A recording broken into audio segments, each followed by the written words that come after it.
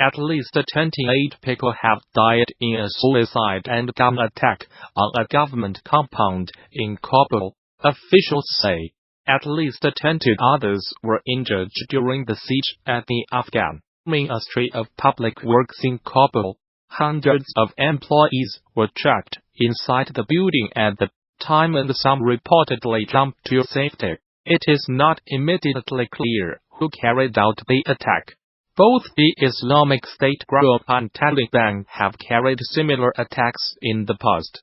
The incident reportedly started with a suicide car bomb blast near the building's entrance. Before gunmen stormed inside, people in nearby buildings reportedly locked themselves in their offices for safety. A witness told the Reuters news agency. Interior Ministry spokesman Najib Danish said that more than 350 people were eventually freed from the Public Works office. He warned the numbers of dead and injured may change, and said an Afghan police officer was among those killed. 3 attackers were also shot dead. The violence comes after a tumultuous few days for Afghanistan's political stability.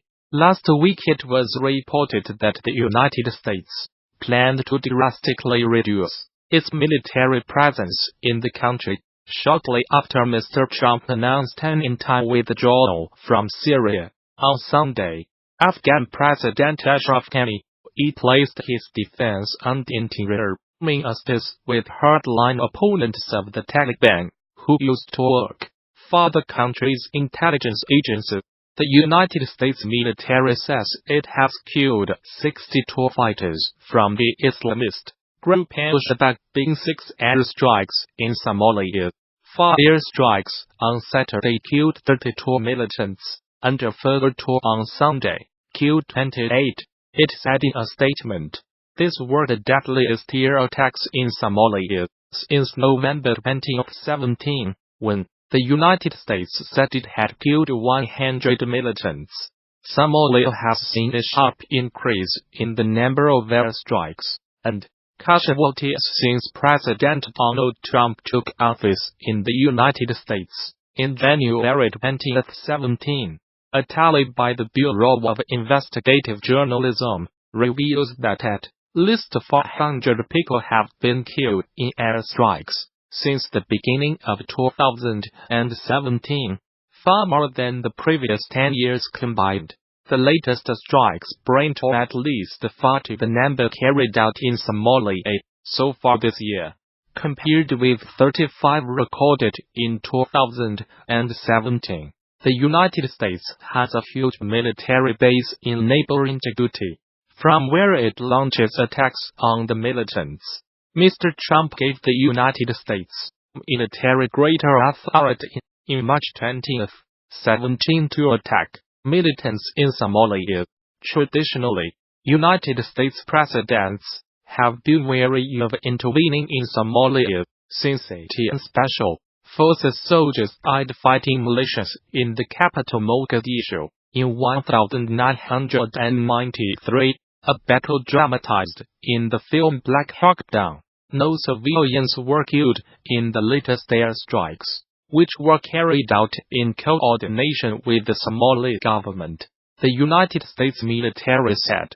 Alongside our Somali and international partners, we are committed to preventing Al-Shabaab from taking advantage of safe havens from which they can build capacity and attack the people of Somalia, the United States Africa Command said.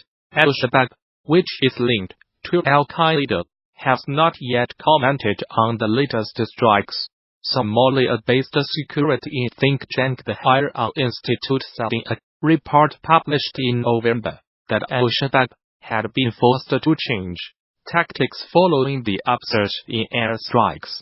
The institute said the group was now conducting fewer mass attacks on military bases, but attacks on government offices and businesses which refused to pay its taxes had increased markedly.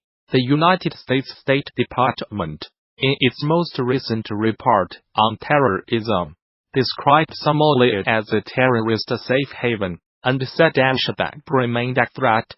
Despite suffering setbacks, the group retained control over large parts of the country, and the ability to carry out high-profile attacks using suicide bombers, explosive devices, mortars, and small arms. The report added, a poacher has been ordered to watch the Disney film Bambi repeatedly after he was convicted of illegally killing hundreds of deer.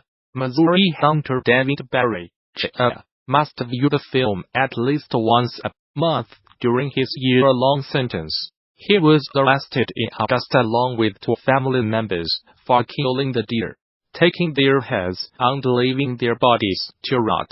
Prosecutors said, it is reportedly one of the biggest poaching cases in Missouri history, on top of the jail sentence for the illegal deer hunting.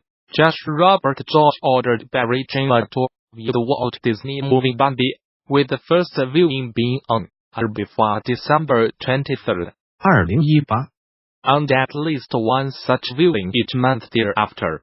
During his spell in prison, the 1942 cartoon about woodland creatures shows a hunt to kill the mother of eponymous deer character Bambi. A months-long investigation, spanning several states, led to the arrest of Barry Jr., his father David Barry, Sr., and his brother Kyle Barry, according to a local newspaper, the Springfield News Leader. While the total number of deer taken illegally is unknown, Lawrence County's conservation agent Tandy Barnes said it could be several hundred.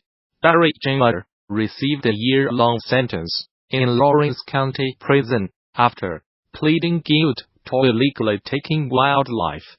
He has also been sentenced to a 1-to-0-day term in Borden County Prison for a firearms probation violation, and both he and his father had their hunting privileges revoked for life by the Missouri Conservation Commission.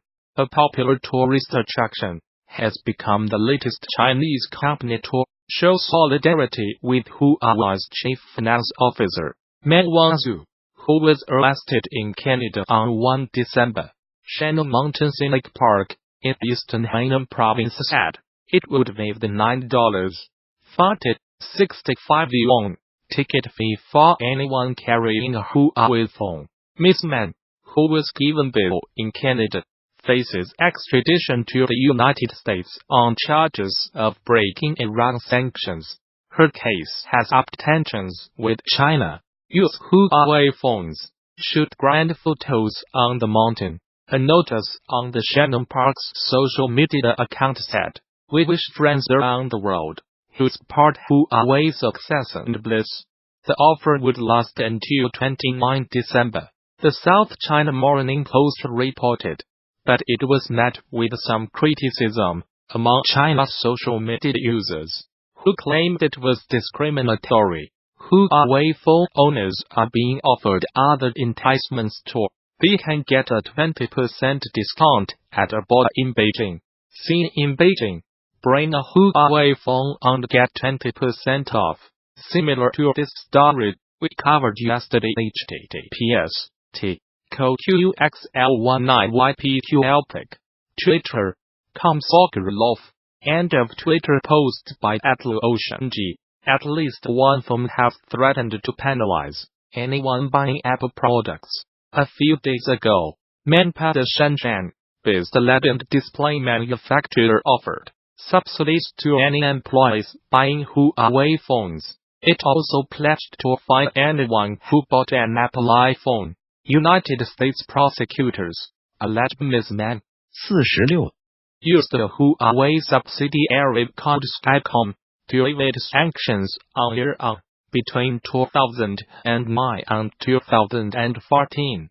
They also alleged she publicly misrepresented Skycom as being a separate company from Huawei, and that she deceived banks about the true relationship between the two companies.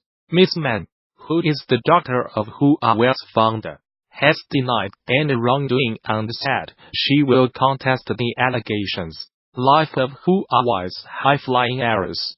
The United States has been investigating the Chinese telecoms giant the world's second-largest smartphone maker, since 2016, believing that it used Skycom to bring United States manufacturing equipment and millions of dollars in transactions to Iran in violation of sanctions. Ms. Man's detention comes amid an increasingly acrimonious trade dispute between Washington and Beijing. China is angry at her detention, saying she has not violated any laws. Beijing has threatened severe consequences unless Canada releases the executive. Since her arrest, 2 Canadians, a former diplomat and a businessman, have been detained in China on suspicion of harming national security.